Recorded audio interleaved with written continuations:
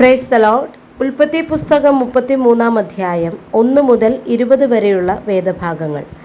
അനന്തരം യാക്കോബ് തല പൊക്കി നോക്കി, ഏശാവും അവനോടുകൂടെ 400 ആളും വരുന്നത് കണ്ടു. തൻ്റെ മക്കളെ ലേയായുടെ അടുക്കലും റാഹേലിൻ്റെ അടുക്കലും 2 ദാസിമാരുടെ അടുക്കലും വിഭാഗിച്ചു നിർത്തി.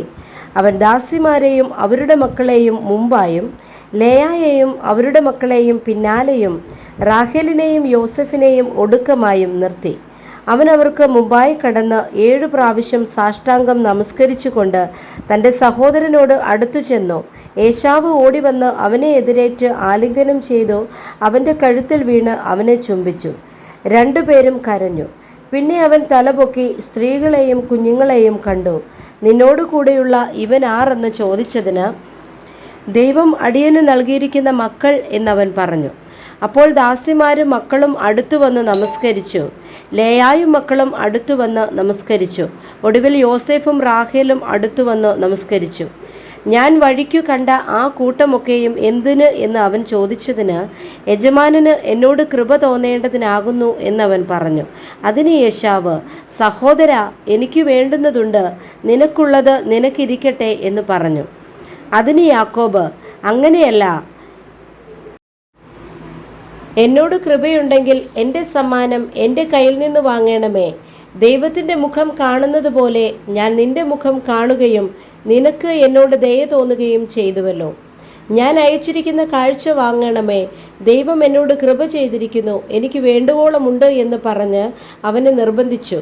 അങ്ങനെ അവനത് വാങ്ങി. പിന്നെ അവൻ, നാം പ്രയാണം ചെയ്തു പോക, ഞാൻ നിനക്ക് മുമ്പായി നടക്കാമെന്ന് പറഞ്ഞു.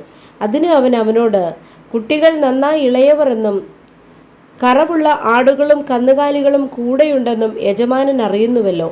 അവയെ ഒരു ദിവസം അധികമായി ഓടിച്ചാൽ കൂട്ടമെല്ലാം ചത്തുപോകും. യജമാനൻ അടിയന് മുമ്പായി പോയാലും എൻ്റെ കൂടെയുള്ള കന്നുകാലികളുടെയും കുഞ്ഞുങ്ങളുടെയും പ്രാപ്തിക്കൊത്തവണ്ണം ഞാൻ സാവധാനത്തിൽ അവയെ നടത്തിക്കൊണ്ട് സേയീരിൽ യജമാനൻ്റെ അടുക്കൽ വന്നുകൊള്ളാം എന്ന് പറഞ്ഞു. എൻ്റെ ആളുകളിൽ ചിലരെ ഞാൻ നിൻ്റെ അടുക്കൽ നിർത്തട്ടെ എന്ന് ഏശാവ് പറഞ്ഞതിന്, എന്തിന്, യജമാനൻ്റെ കൃപയുണ്ടായാൽ മതി എന്ന് അവൻ പറഞ്ഞു. അങ്ങനെ ഏശാവ് അന്നു തൻ്റെ വഴിക്ക് സേയീരിലേക്ക് മടങ്ങിപ്പോയി. യാക്കോബോ സുക്കോത്തിന് യാത്ര പുറപ്പെട്ടു. തനിക്കൊരു വീട് പണിതു കന്നുകാലിക്കൂട്ടത്തിന് തൊഴുത്തുകളും കിട്ടി. അതുകൊണ്ട് ആ സ്ഥലത്തിന് സുക്കോത്ത് എന്ന് പേർ പറയുന്നു. യാക്കോബ് പദ്ദൻഅരാമിൽ നിന്ന് വന്ന ശേഷം കനാൻ ദേശത്തിലെ ശേഖേം പട്ടണത്തിൽ സമാധാനത്തോടെ എത്തി പട്ടണത്തിനരികെ പാളയമടിച്ചു. താൻ കൂടാരമടിച്ച നിലം ശേഖേമിൻ്റെ അപ്പനായ ഹമോരിൻ്റെ പുത്രന്മാരോട് 100 വെള്ളിക്കാശിന് വാങ്ങി.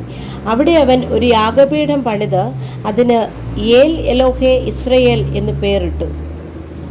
Price Lord. വായിച്ച തിരുവചനങ്ങളാൽ കർത്താവ് നമ്മളെ ധാരാളമായി അനുഗ്രഹിക്കട്ടെ. ആമേൻ, ആമേൻ. സ്തോത്രം.